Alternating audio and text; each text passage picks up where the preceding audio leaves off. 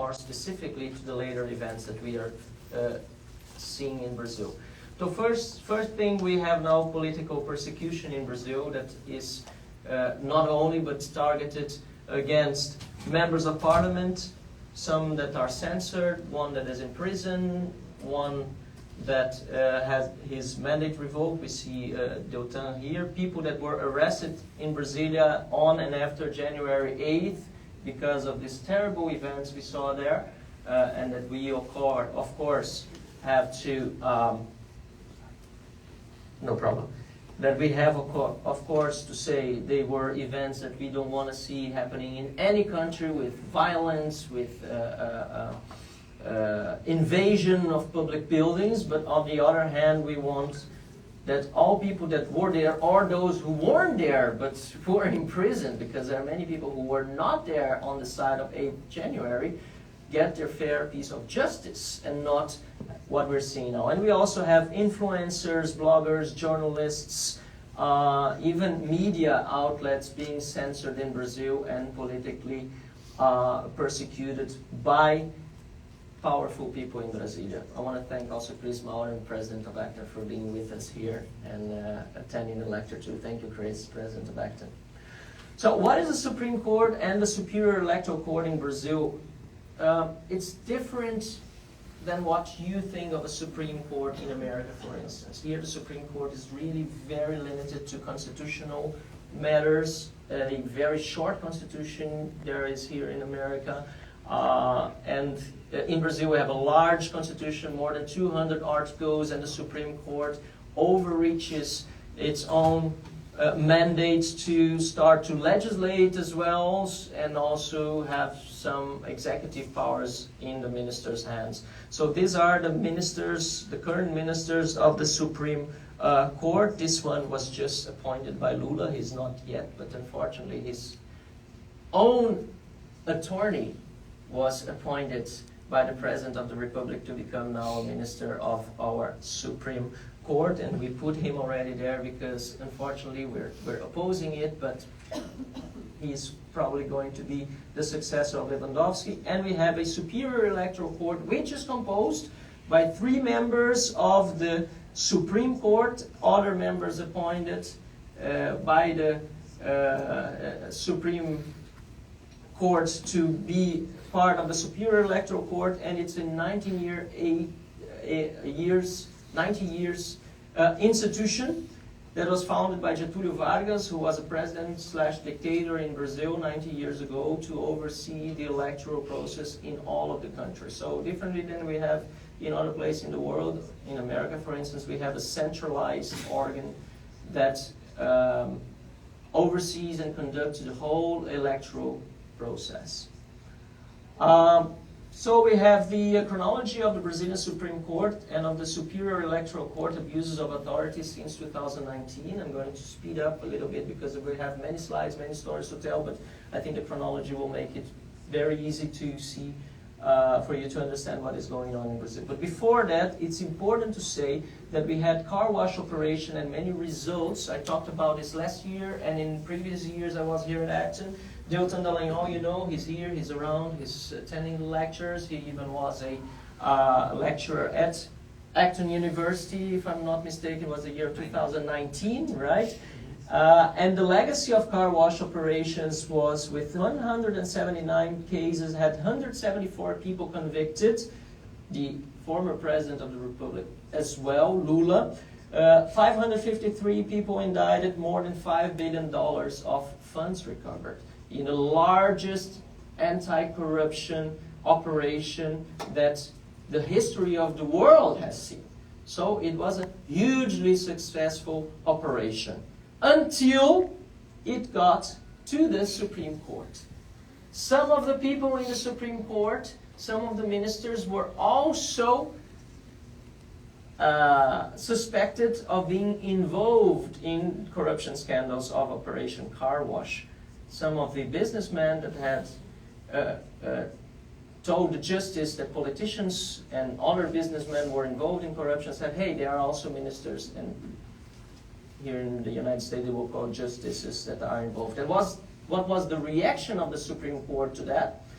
The then President of the Supreme Court decided in March 2019 to censor a magazine that had the news out of the suspected involvement of a minister of the Supreme Court in the corruption scandal.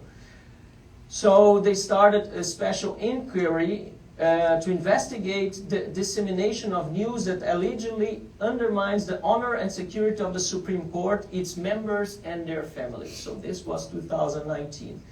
In April, we had an attack against the persecution system because the court itself started to do the inquiry without any participation of the public prosecutor's office. And they decided that that was totally okay because they were doing it in the premises of the Supreme Court, because it was a supposed attack on the Supreme Court, even though it was on media or online, because they decided that any attack on the Supreme Court, regardless if it is inside a building, it may be also outside a building, on social media, has to be fully investigated by the Supreme Court itself without the participation of the public prosecutor's office. Of course, the narrative afterwards changed a bit. They had some people in the public prosecutor's office that were more aligned to them, and now they have a sort of participation, but it's not really a participation of the public prosecutor's office, because we see many decisions taken by one minister or by the court, but normally by one, called Minister Alexandre de Moraes, that are done without the participation of anyone else. He just decides, dictates, and it's done. They decided also, the ministers of the Supreme Court in 2019, to illegal shielding the ministers or themselves against any type of investigations coming from the Brazilian Internal Revenue Service.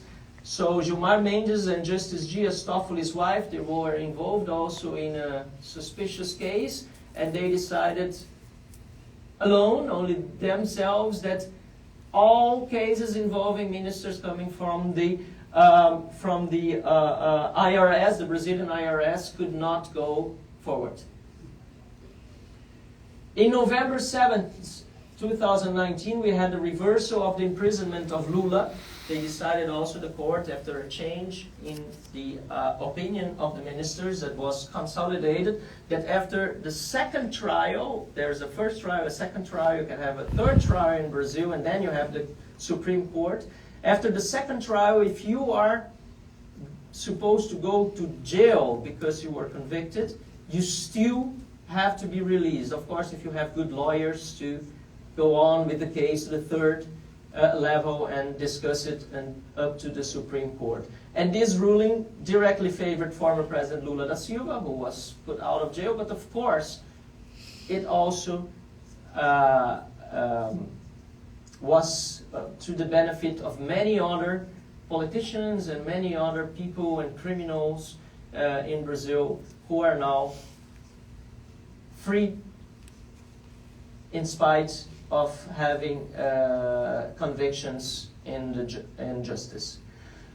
So on July 30th, 2020, that's already in the following year, started the targeting, well, actually before, but here was more clear how the Supreme Court was also targeting Jair Bolsonaro supporters, and it was infringing its own jurisdiction. We have already what is called in English privileged jurisdiction for politicians who, like me, I'm a federal representative, are judged only by the Supreme Court. We can't have cases judged by lower courts, because that's what the Constitution says regarding presidents, federal deputies, senators, and so on. But the Supreme Court started also to prosecute people who do not have privileged jurisdiction, because, of course, supposedly they were attacking the institution, Supreme Court. And therefore, they should also be subject to their ruling. And they started to restrict access to bank accounts of Jair Bolsonaro supporters without proper justification. And no special jurisdiction was granted to individuals that were targeted, as I told you, and these alleged unlawful acts were handled by regular courts, at least they should be actually. February 16, 2021, that's 2 years ago now, Congressman Daniel Silveira was arrested for crime of opinion. He had a very bad video out. I think it was completely disgraceful, scolding at ministers and saying very, very bad things and even lies about them and so on. But this is not a crime in Brazil, especially if you are a federal representative. You have immunity to say whatever you want, regardless of it is truth or not. But even though he was put in jail by a decision of Minister Alexandre de Moraes first, and afterwards confirmed by the Supreme Court. And his arrest was based on the alleged violation of speech boundaries. The House of Representatives, unfortunately, upheld this decision. So I was there. I voted against the 130 votes. Again, I said I don't agree with the video that was out, but he has freedom of speech for that. He has immunity for that. But unfortunately, the House voted in favor of upholding the detention of Congressman Daniel Silveira by 364 in favor and 130 votes against. And this is very important to say. First of all, this specific representative, he was actually a perfect target for the court because he didn't have many friends there. And secondly, many members of parliament have privileged jurisdiction, and they are afraid that the Supreme Court can come after them because they have their own scandals behind their backs and could be targeted next. So they actually complied with the decision of the Supreme Court because of fear. At least that was the case for many. And of course, those who are Lula supporters, those on the left, they don't care about what there is in the Constitution. They're just against anything that comes from something from the right, in this case a very hardcore Bolsonaro supporter, and they also voted in favor of the prison. However, Article 53, it's important to have it here in English. That's a translation you can find at the Organization of American States. It says literally that deputies and senators are inviolable, both civilly and criminally, for any of their opinions, words, and votes. Regardless of that, he was put in jail. In August 3rd, 2021, we had the annulments of Lula's convictions. So because the whole case started in Curitiba, not in the federal district, the Supreme Court ministers decided that regardless of the crimes that were committed, regardless of all evidence, he should be freed because there was a technical problem with his process. And he was not only freed, as I told you some months before, but he was also, we cannot say absolved, declared innocent, but he had all his process annulled and sent to Brasilia to start all over from the first ruling. And this is why he is now not only a free man, but somebody in Brazil that doesn't have a criminal conviction against him. Even though all the data that I showed before of more than 5 billion reais that were recovered by Operation Car Wash. Lula's convictions were annulled, enabling him to run for president, and so he regained his political rights.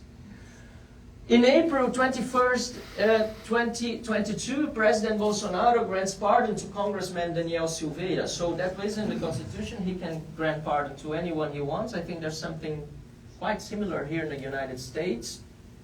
And some of the previous presidents also gave pardon to, for instance, corrupt people that were convicted, like José Dirceu. Dilma Rousseff, the previous president, or president before Michel Temer and Bolsonaro, she also granted pardon to many people, and one of them was a corrupt official under Lula's government called José Dirceu, and was constitutionally, I can disagree with the decision of course, but constitutionally granted pardon, as Daniel Silveira was also granted pardon by Bolsonaro. The STF, in June 23rd, decided to declare former Judge Moro's previous decisions as biased. So all the decisions in Operation Car Wash, all the decisions that were taken by Judge Moro, but of course with the help of the federal police, of the public prosecutor's office, and all other authorities involved, were declared suspicious by the Supreme Court based on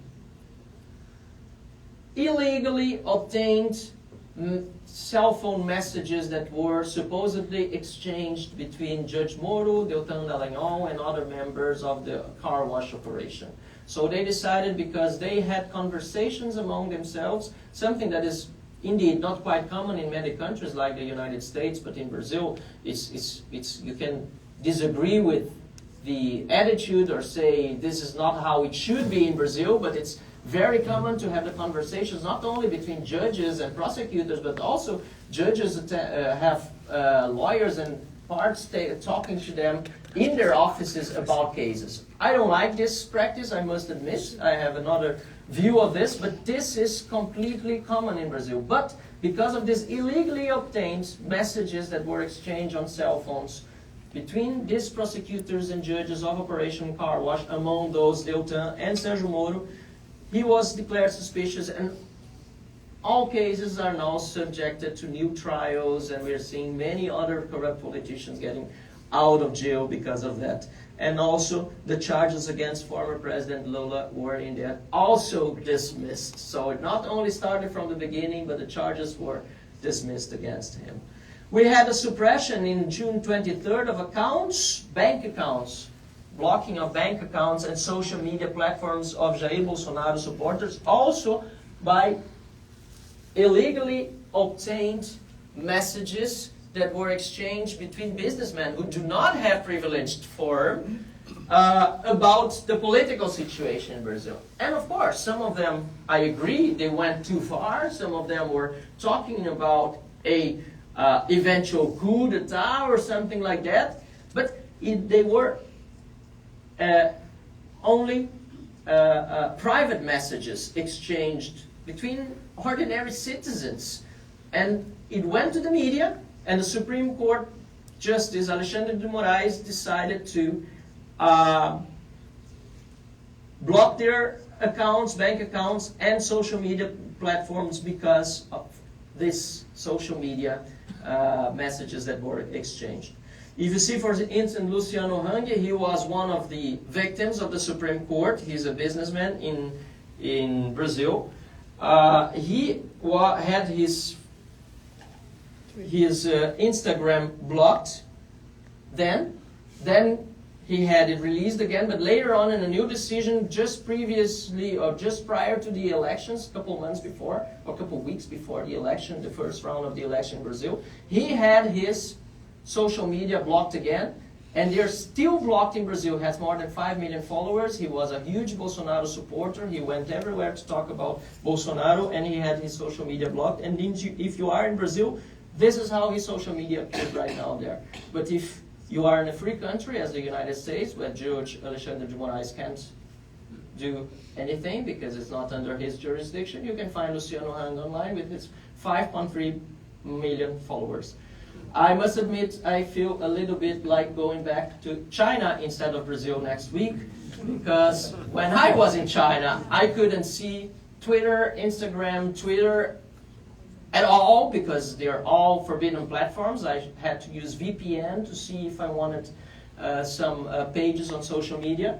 And in this case, I'm going back to Brazil, and not only Luciano Hang's social media platforms and accounts are blocked, but many, many other people's, among them influencers, members of parliament, journalists, and so on, have their social media blocked right now in Brazil by the decision of one justice of our Supreme Court.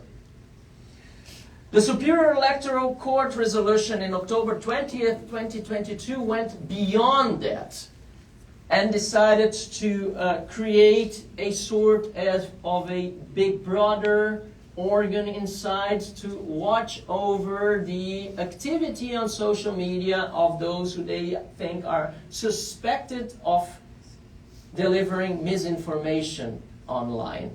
Unfortunately, I must tell that I am a victim of this decision too, because I had my own social media searched over by this specific organ, and they had a video of me that I posted during the electoral campaign, deleted by YouTube, Facebook, Instagram, and so on, because they thought it was an attack on the electoral court or on the Brazilian rule of law. So it's very sad that we don't have the freedom of opinion and freedom of expression. I came to learn later that they actually ordered, Justice Alexandre de Moraes ordered to have my whole social media put down, but somehow it didn't happen. Only the video was taken out, and now I have my social media, but I live under a threat of a penalty of 20,000 reais a day if I post anything on social media that Justice Alexandre de Moraes understands that is an attack on the electoral court or on the rule of law in Brazil. That means that we are now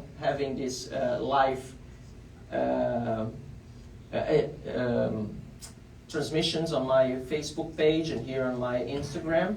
If Mr. Alexandre de Moraes or his assistants think that these videos here are attacking the electoral court, I will be back in Brazil subject to a fine of 20,000 reais a day if I don't delete these videos, and I may have also my whole social media erased from any online platform.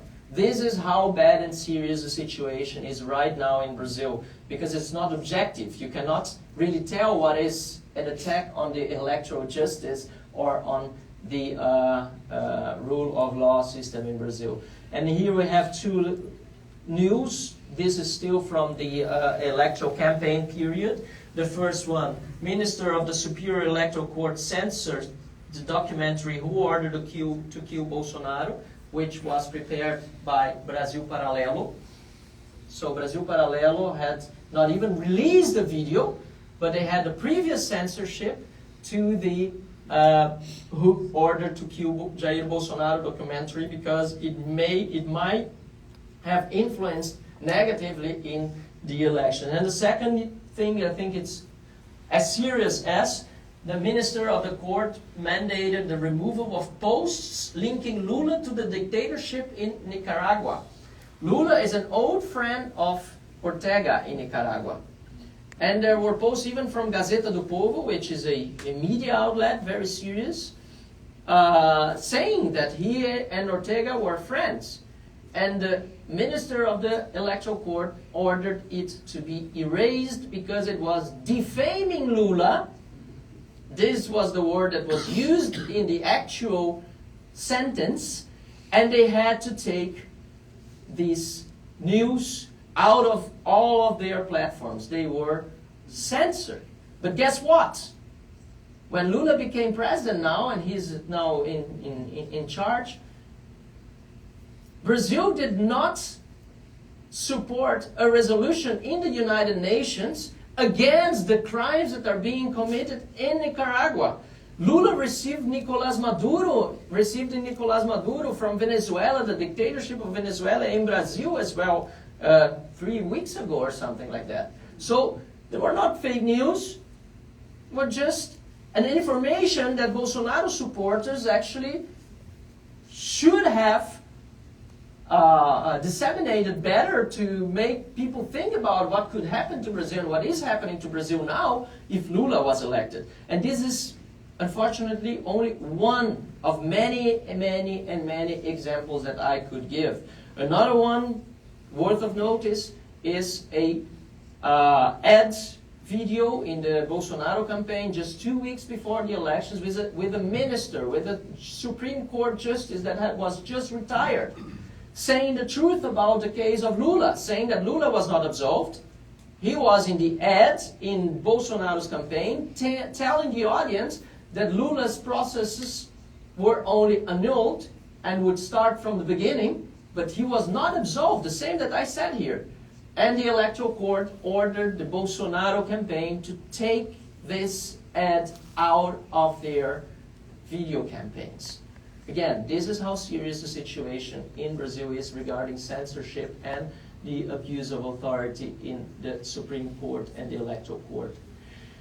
We had in October 20th, 2022, also many blocking of social media accounts belonging to Brazilian members of Congress. Some of them were discussing even after the second round, which was in the 30th of October, the election's outcomes. You can agree or disagree with people's expression of the results. I know there are many people that challenge the result of elections. This is not illegal in many, many countries.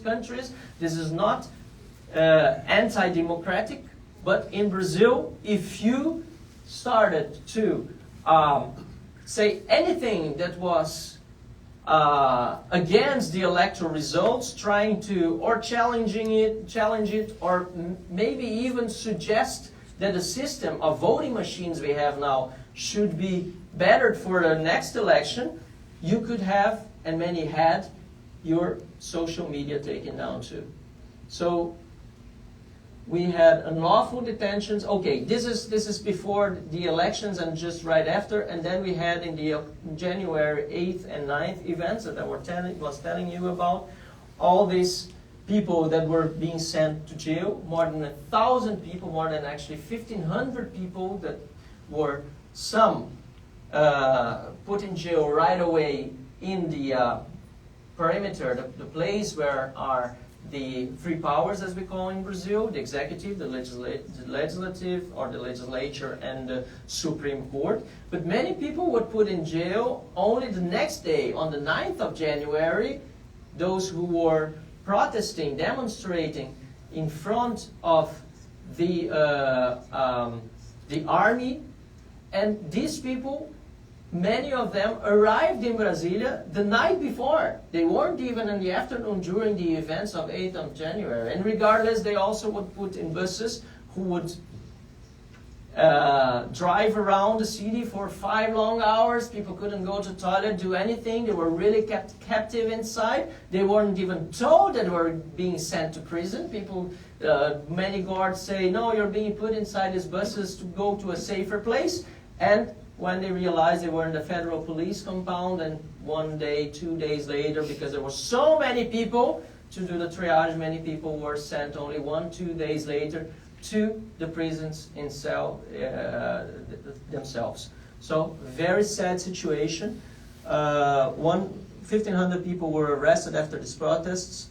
And then we had also, around this time, a little bit later, this should be in another slide, but I'll improve this next time.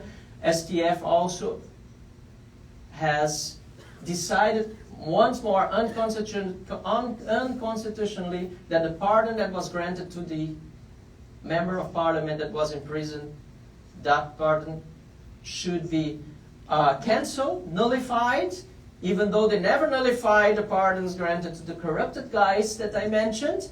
And this guy is still now in prison, and for what he said, for the video he posted, he has to remain in prison for 8 years. This is how serious the situation in Brazil is. Oh, sorry. We also had, in May 2nd, 2023, the government trying to approve a censorship bill, a fake news bill, that was going to actually somehow to make all the decisions taken by the court before that are illegal and unconstitutional sound legal because approved by Parliament. So the censorship bill, or the fake news bill as they call it, was approved. There was even the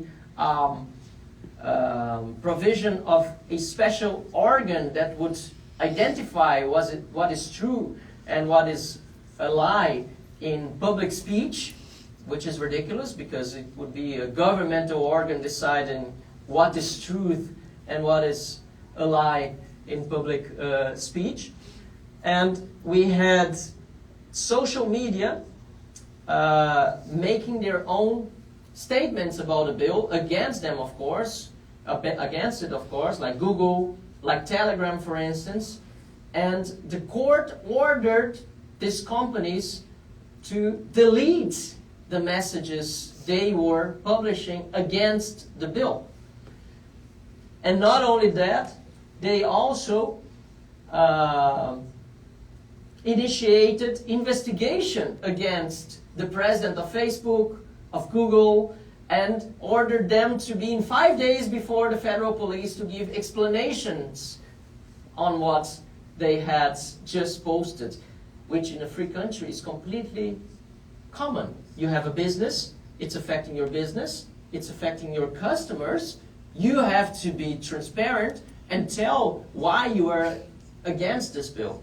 in Brazil, at least regarding social media companies, this is not possible anymore. We had even Telegram sending a message around to all its users telling that the situation is very serious in Brazil, that we are, and they were indeed very, very brave and direct, telling people that we were facing harsh times of censorship and dictatorship. The electoral court said not only that Telegram should take the message out, but retract itself with the message, and they sent a message to in the decision, in the court ruling, was the message that Telegram had to post apologizing, or else Telegram would be shut in Brazil and they would have, I don't remember the fine, but something in the millions of dollars of fines if they continued with operating in Brazil. And guess what? The company next day erased the previous message, put a new message, and it's still working in Brazil. Here you can see, if you want a translation later, I can send around, of the original message of Telegram. This is the invalidation. Oh, okay, there was the correction. So here's the invalidation of Bolsonaro's pardon that annulled the sentence imposed on former Congressman Daniel Silveira, right? In yet another encroachment of jurisdiction by majority, the panel determined that there was a misuse of authority in granting the benefit. And why? Because this was a decision of the President of the Republic. No other power, neither the legislature nor the Supreme Court can make a different decision than the decision that the President had before, but they still did it. And now we had, just a few days ago, May 16th, 2023, the electoral court unlawfully revoking the first mandate of a congressman that is in opposition to Lula, which is the case of Deltan Dallagnol, who is here with us in Acton. And the decision was unfortunately confirmed by the House, I think, a week ago in Brasilia. Deltan Dallagnol, former head of car wash operation, who was elected to Brazilian Chamber of Deputies with nearly 345,000 votes in Paraná, had his mandate revoked by an illegal decision of the Superior Electoral Court. This decision contradicts the ruling of lower courts in the same case. He had two rulings in lower courts about his case that were absolving him, because they adhered to the law instead of creating a new criteria for running, which was what the Superior Electoral Court did. After he ran, after he was elected by almost 350,000 votes, the Electoral Court created a new criteria that, of course, Deltan, in this case, didn't meet to become eligible, as we say in Brazil, and they declared then that he had his mandate revoked. And now we had, more recently, on June 1st, Lula's personal attorney appointed as a justice of the Supreme Court.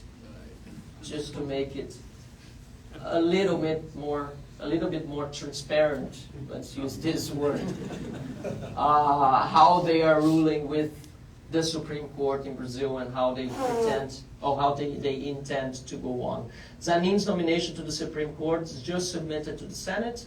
Tomorrow is the 21st. It's unfortunately probably going to be confirmed, as I told you, because when this appointment comes from the President, many of the senators and the members of the House too, but in this case are the senators who decide over this case, they have privileged jurisdiction and they want, of course, to be friends with those who are appointed by the President and become later ministers of the Supreme Court.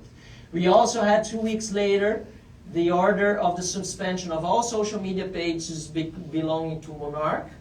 He's an influencer in Brazil, has many followers. He was actually now on Rumble, mostly because he was already subject to censorship on YouTube and other social medias. But also on Discord, Meta, and Telegram, and Twitter. If you look it up now, you'll find him, of course. We are in America, in a free country. But if you are in Brazil, the companies get a $100,000 fine for non-compliance, and he himself gets a $10,000 fine if he posts anything on social media. And we had, just last week, searches and seizures in address of Senator Marcos Duval, which is also something unseen of in Brazil, because he was one of the leading senators when it came to the investigation of the abuses of authority of the Supreme Court. And they decided to go and seize his cell phones. They went to his home, to his office, take many documents. He's still a senator, but Moraes had even ordered his prison. Or the prosecutor, I'm not sure. I think Moraes said no. The federal police asked for his prison as well, but Alexandre Moraes did not attend to that. I'm finishing. I have only less than 45 minutes, I saw, so I have to go to the solutions, or at least to some things that we can do about it. But just before I do that, I think it's very important to stress that all these abuses of authority have people in the media that are now concerned about. In the beginning, not as that much. We know that many media are progressive, or they're losing money, and the right is very strong in social media, and you see the same thing going on in America, right? Too much fake news and social media. We have to get rid of hateful speech and that sort of narratives they have. But we had Financial Times last October saying that judges joined the fray in Brazil's bitter election fight, clamped down on electoral disinformation, renewed accusations that the judiciary is too politicized. New York Times had 5 lights, Brazil gives one man power over online free speech. And prisão não é ato discricionário de juiz. This is something from the Estado de São Paulo about how Alexandre de Moraes is deciding completely alone who goes to jail and who gets out of jail, actually. So a very interesting information. On March 8th, Women's Day, International Women's Day, he released, I think, 200 women from cells in Brazil after January 8th and 9th, because it was Women's Day. If this is not politics, what is it then? So these are 3 institutional mechanisms that we can help curb these abuses, and then of course I'm open to questions maybe regarding this, as we are running out of time. But the first, implementation of new legislation, constitutional reforms to establish boundaries on the jurisdiction of the Supreme Court. Of course, there are already many boundaries in the Constitution and the law in Brazil, but I think we should pass through a whole new reform of the judiciary, also introducing term limits, because now they are appointed for life until they're 75 years. So the attorney, the personal attorney of Lula, has less than 50 years of age, is going to be in court for more than 25 years. This is at least 6 presidential terms that we will have to live with this guy who is attorney of Lula in the Supreme Court. And also the second thing, the establishment of parliamentary committees of inquiry. So I have one that I proposed last year. Unfortunately, the term has ended now. I proposed again. I need 171 signatures. I have 146 so far to start an investigation on all this and do our work as congressmen to establish the independence of of Congress. And the third thing, impeachment proceedings against Supreme Court justices in the Senate, because it's the Senate's responsibility to impeach ministers of the Supreme Court. So far, we have maybe a third of senators who are on board with such an idea, but it will take probably some more public pressure until we really can go on and have a majority of senators working as they should against these abuses, impeaching ministers. I think if we get one minister impeached, at least we will start to change the game, because then these guys will feel we're not untouchable. We have to respect the boundaries of the law and the Constitution, because Senate is doing its job. Well, this is my phrase, and the fourth thing that I would say, but it's not institutional, it's like public pressure. So Brazilians have to return to the streets, take to the streets and demonstrate against everything that is going on in the country.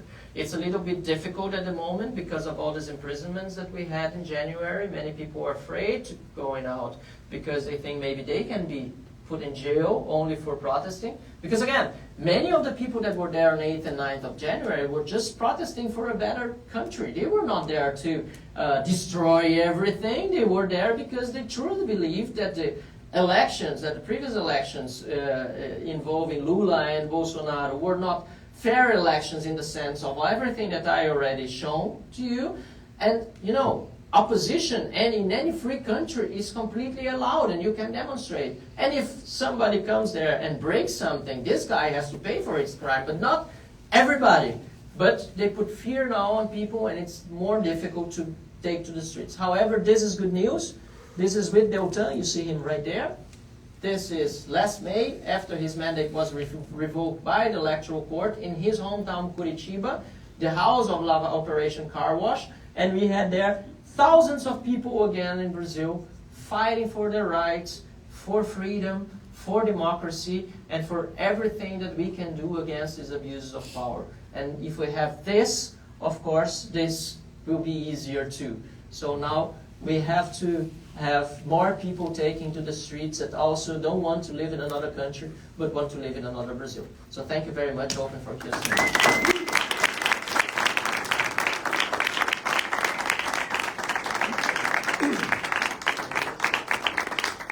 Thank you.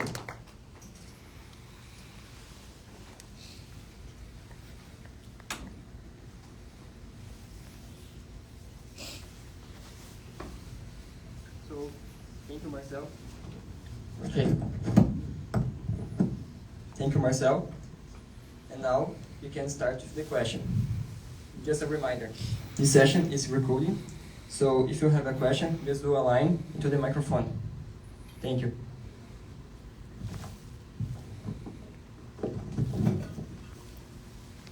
Good morning, Marcel. Gustavo Santos.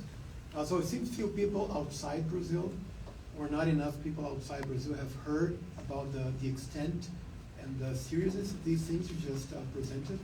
Would you care to think about why that is? So why has that not been more expounded, more divulged, and created a greater reaction, not only among news media, but also among political leaders around the world?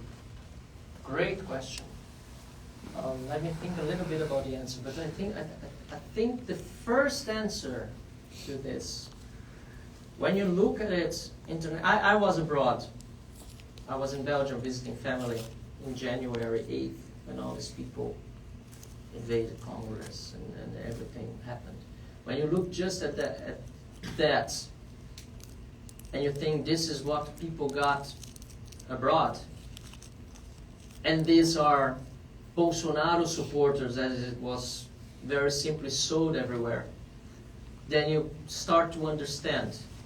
It was sold as a really, a mob taking to the streets to destroy everything, people that wanted a coup d'etat, the same thing that we're hearing in Brazil, but you have to put it exponentially because we know the situation much better as Brazilians and we live there than people who are abroad just following the news. If you put this together with the image of Bolsonaro, which was very bad abroad, everywhere, especially in Europe, but in America as well, as him as a dictator, as somebody who is always against the law and unconstitutional, the narrative. You put these two things together, and the third thing is Lula is a savior of democracy and coming back, and people don't know all this story behind and the corruption. They only know that the UN at some point declared that Lula was free of any charges, or heard that the Supreme Court ruled that his cases were annulled.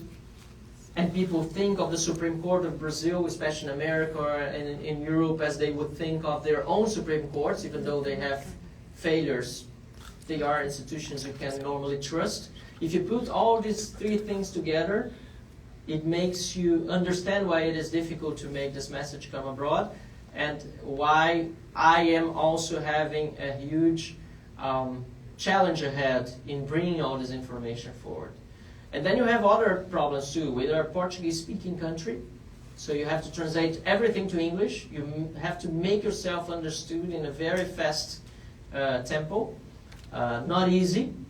And you have the international institutions that you normally would visit, like the in Washington we have the OAS, dealing with many other situations that unfortunately at the moment are way worse in Brazil, like Venezuela, Cuba, and so on. So I think if you put all of this together, you understand. And this is why it's so important. Of course, it is very important to bring the information abroad, because then you get more internal pressure. But I don't believe in a solution coming from abroad, not at all. I think the solution comes from the inside. But bringing the information outside makes some of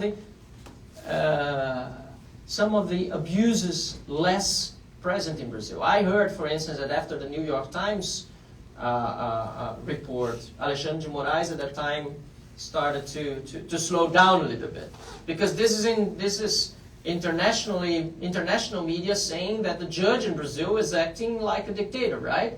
But this helps to put pressure internally. So I don't know if I completely responded to your question, but these are the reflections I would make about this.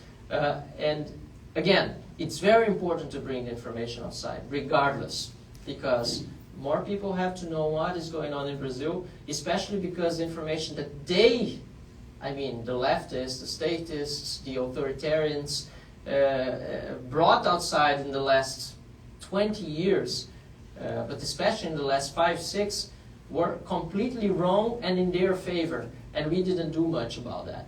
So now we have to do our job twice or 3 times as much as we should have done in the past. And Acton, in this way, it's a very important channel, and we have to thank as Brazilians, because in the last years we've been invited to be here in a larger and larger number of students. And this is also a way of sharing the news about Brazil to other people in the world who are here or who are following online too. Hi, I'm Madeleine. I'm a journalist in Brazil. Ótimo. Aqui tá ótimo. We are all being prosecuted for things we said, or even for things we didn't say. We feel like in Brazil you target someone, then you find an excuse. Why do you think Brazilian media that uses to be progressive and leftist, and I'm a journalist, all my life I've heard we have a democratic media. Why do you think when people are shut down, we don't have any reaction? I don't even mean congressmen who are powerful, but for instance, influencers like Monarch. Do you think Brazilian media has kind of realized that we don't have a democracy anymore and it doesn't do anything anymore? Great. That's another very, very good question, and requires some reflections too. First of all, because it's very difficult to generalize, because we have some media outlets, I would say the majority, who are not really looking at this, but we have others that are concerned about that. For instance, we have even Gazeta do Povo, Jovem Pan, and other media who, and some online media like Revista Oeste that are talking about this and talking abundantly about this. But they are seen by other media as politicized, as part of the polarization, as part of a group of people who are just supporting Bolsonaro, for instance, regardless, which is not true. But they use this narrative, and we see that the remainder, the traditional media, finally, like Estado de São Paulo, is writing some editorials, and very harsh editorials, against his decisions. I would say it's late, but not too late. I think media should be concerned about what is happening, journalists, of course. But on the other hand, we see that social media has grown so much, and ads have been such an important part of the revenues of media everywhere in the world, not only in Brazil, and they lost so much for social media, for these social media platforms, that they are looking many times for the money they are not making, instead of looking to their core business, which is freedom of expression.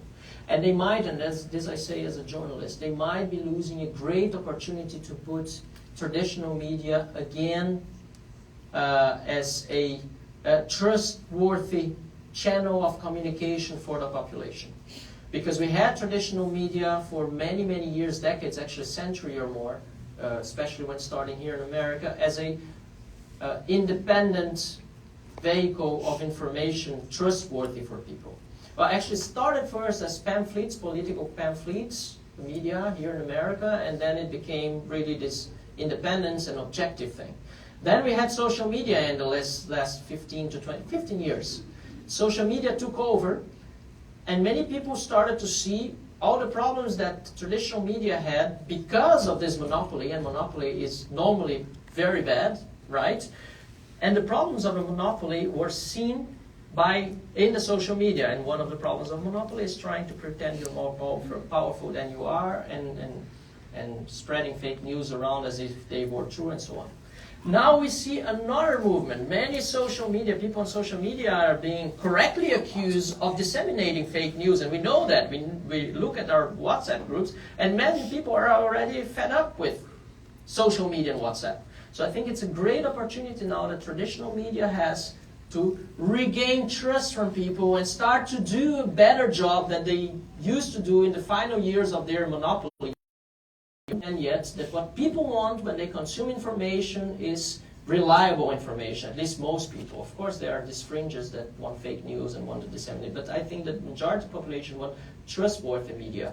And unfortunately, I don't see in Brazil, except for some media, the traditional media seizing these opportunities. So I hope they change their minds, also because it's good for us as a democratic country. Thank you. Good morning. Yes, good morning. Yes, sorry. I'm Brulani and I'm from South Africa. And the question is going to take a little bit of a different turn. I think I attended your workshop in 2019. Either it was you, and you spoke a lot on car wash. Yes. If it was you. And I mean, for me, that was very encouraging coming from South Africa. Very similar nation to Brazil in terms of corruption. Excuse me, was it in the salon during dinner? Or was it here? During dinner was Deltan Dallagnol. That was Deltan Dallagnol himself. That was 2019. Okay, yes. That was in the plenary, yeah. Oh, he's here. Okay, yes. Thank you very much. Here. Thank you very much. But very, very encouraging at that time. Looking at the situation in South Africa, which is very similar corruption, but very much potential that is there on the ground. And now looking at your lecture today, I was intrigued by you calling it the Leviathan from within, which is definitely a monster. So I am just wondering, what are the telltale signs that you would say you could have observed that nations such as us in Africa could be looking at and say, hey, we do not even want to get to it, even rising, to even being, this that you are calling it. So I think a big part of it is, I felt like there was progression to where Brazil was going, sure. And it was very positive progression. And now coming in this year, it's really discouraging, so to say. Sure. And looking at African nations, of course, social media in nations like Zimbabwe and several others is cut off, but for South Africa, we still have freedom of that. So how do we not even get there? How do we see those signs and make sure that we do not even reach that level where it has reached to Brazil? Great question, yeah. How many minutes more I have? Because 3 more people here waiting, but it's okay, right? Great, okay. Well, excellent question. Actually, we're still dealing with it. Because we were very optimistic, but I would not say we're necessarily pessimistic. I mean, of course, many people are. Many people are very sad about this. Some people just gave up on everything. We had actually the largest number of Brazilians leaving the country in the last months in Brazilian history. Which we've seen before in other countries, like was the case of Venezuela when Chavez and Maduro came to power. A fourth of the population of Venezuela doesn't live in the country anymore. We have to try to avoid this pessimistic approach. We have to be, of course, realistic, which is different also of being optimistic. Maybe we were too optimistic at that time, 2019, and we definitely were. we were probably not expecting, I was not, such a reaction from the establishment. But unfortunately, they managed to do it. And I would say that one of the things that we had done differently now was avoiding leadership in our country, or trying to make the leadership in the country not fight so many enemies at the same time, right? So, of course, we have to combat corruption everywhere. We don't want to see corruption in the judiciary, in the legislature, in the private sector, wherever it is. But I think that, especially when it comes to communicate this, I think that some of the messages were put in such a harsh way. And then we had Bolsonaro as a president who, similar to what Trump is in America, doesn't have that much care on what he's saying and how he's doing that. And we had all this reaction. I think communication is key in this, and also being realist, being prudent. But you know, this is what time only time can teach us this, right? So we've been in this change with people taking to the streets again in Brazil only for the last 10 years. This is when all this new conservative movement and the libertarian movement, who was there already in institutions for the last 30, 40 years with some institutions, but not with people on the streets. That also only happened in the last 10 years. We have this happening in Brazil for a very short period of time, whereas the left has been there doing everything it's doing for maybe 50, 60 years. So we have to be patient too. It's not something that will change from one day to the other. And then, as well as Christians, we know that we're never going to make the paradise on earth, right? This is not what we're doing here. We're doing our best here. We have to continue to do our best to give testimony and see what we can really reach with this. Not to conform ourselves with the situation, but also not thinking that we will change everything from day to night, as we might have thought at some point. Thank you.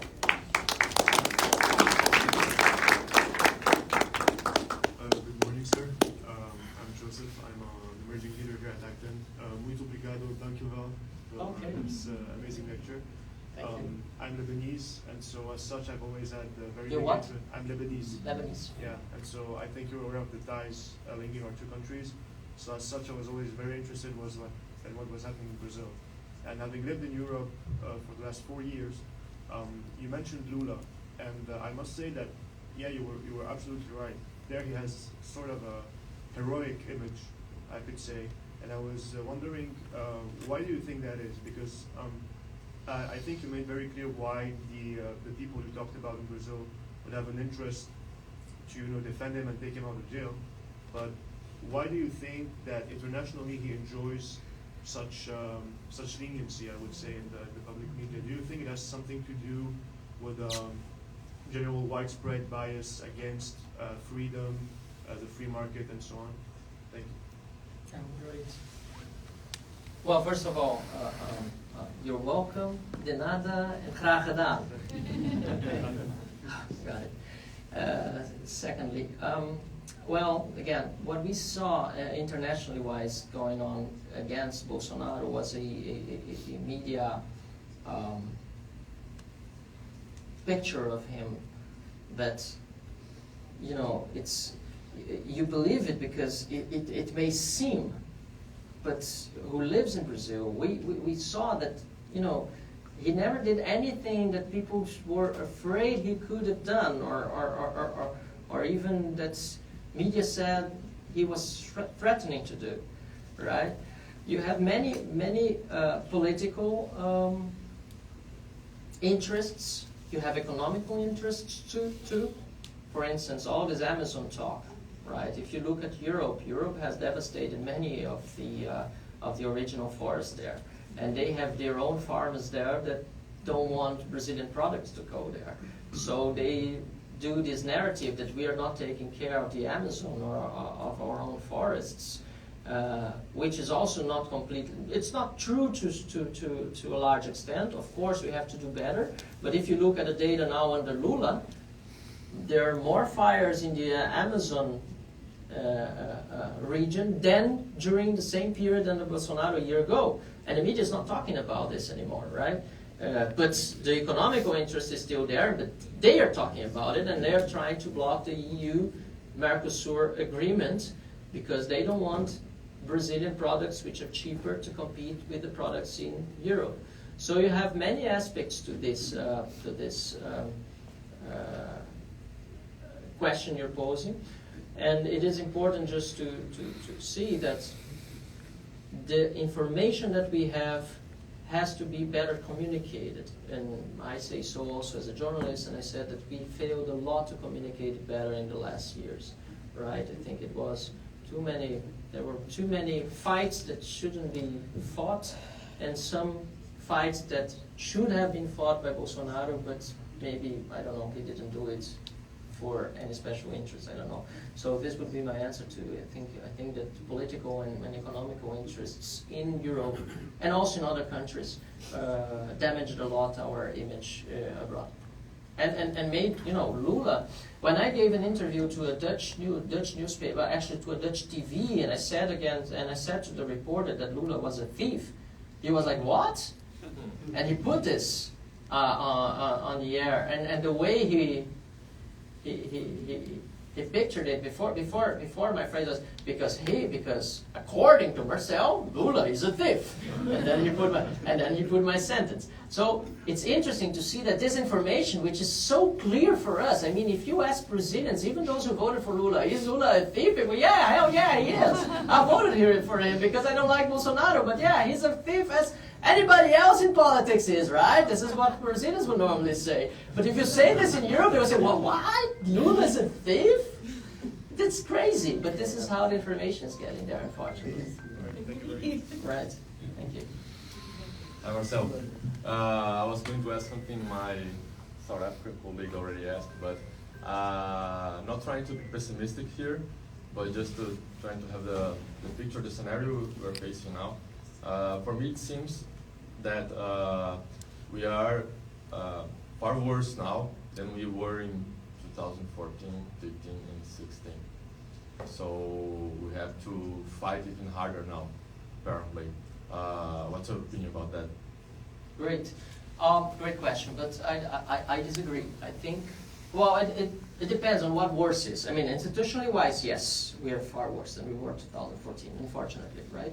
I just showed that. But even in terms of public mobilization? Yeah, well, this is where I was getting to. Actually, public mobilization is not something that you can really foresee when people will really take to the streets. It depends on many factors, and one of the most important is economy, right? This is what we saw during the impeachment of Dilma, for instance. It's when there was Operation Car Wash, there was incompetence on government, there was, incompetence also in dealing with parliament, but the key factor was economy, inflation back, and so on. People took to the streets, were getting over with that, right? So this is one of the factors that we still don't have in Brazil at the moment that could mobilize people to take to the streets. However, when you say worse, of course, institutionally wise, yes, we're worse. But if we look at the information people have about the political system, we're way better than we were 10 years ago. People know the name of the justices. People know who they voted for. Not everybody, but we have many more representatives now in parliament than we had 10 years ago fighting the PT or fighting statism. We have many classic liberals there. We have true conservatives there. We have many people who are not really aware of what conservatism is or liberal ideas are, but they are there defending them because their voters are demanding this. And we didn't have that 10 years ago. 10 years ago, we had a PSDB against the PT, and we had to push them towards an opposition. Now we have an opposition in parliament. You can say it's small, it is. You can say it's not articulated enough, that's true. We're still starting this. It's just 10 years from now, but we're way better in that sense than we were 10 years ago. So put all of this together, I'd say that all these institutional flaws that we're seeing, they're very bad, they're very serious. The mandate revoking of Leviathan is absolutely crazy. We wouldn't expect something like this. But On the other side, when you see so many people going to the streets because of him, because of the symbol he is, or because everything that we're seeing going on in politics now in Brazil, I have a sense that the situation will be better in I don't know, some months or some years. We have to remember that the impeachment of Dilma started with small demonstrations in November 2014, and the impeachment itself only happened in August 2016. It was almost 2 years. If we consider June 2013, when people really started to go to the streets again, after so many years from the impeachment of Collor, then we have another year, we have 3 years. So we have to go on. We cannot give up now, because if we give up now, then of course these guys will say, we are correct, we have all the power, let's make Brazil a dictatorship, everybody accepts it. I will not accept that. Thank you.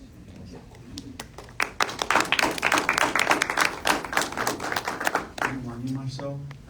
I'm João Passarim Menezes. I'm a law student. It takes a lot of decisions that are unconstitutional. And as I'm studying, it goes against everything that my professors teach me. And we know that educational system in Brazil, it tends to go to the left side. But even from the most academics people, it's hard for them to defend those decisions without some sloppy and bad excuses. So I was wondering, what kind of advice, as you that fight the Leviathan from within every day, would you give for students that want to fight the Leviathan within the academic field? Great. I would almost recommend to change courses, but I won't do that. The lawyers will kill me. But this is a question I pose myself every time I see an unconstitutional decision. I ask myself, how are the students seeing this? Because Alexandre de Moraes has his own books, and he's doing everything different than what he wrote, he himself. And this goes also to Gilmar Mendes, to any other member, basically, of the Supreme Court. But on the other hand, you have to study, we have to have more lawyers that know what the Constitution means in the first place, right? And have a good commitment to liberty and to the ideas of democracy, rule of law, and so on. And for that, we have to have more student organizations that defend these ideas.